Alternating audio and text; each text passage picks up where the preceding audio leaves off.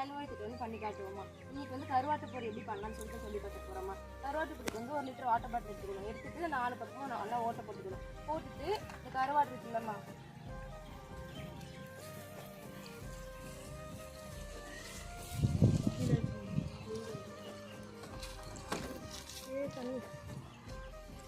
இந்த கருவாடை வந்து பிச்சுட்டு உள்ளே போட்டுக்கணுமா.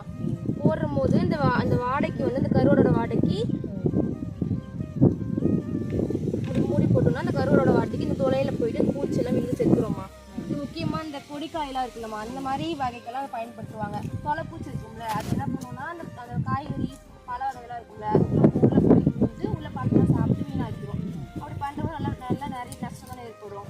அதனால் இந்த மாதிரி கருவாட்டு பொருள் இருக்கிறது மூலிமா இது மாதிரி இந்த ஓட்டுக்குள்ளே போயிட்டு அந்த நம்ம என்ன பண்ணுவோம், ஒரு சின்ன செடி இருந்தால் பழத்தில் பறித்து வெளியே போட்டுடலாம். அதே நிறைய தோட்டமாக பறித்து வெளியே போட முடியாது இல்லையா, அதனால் எல்லாம் கூடியெல்லாம் வைக்கலாம்.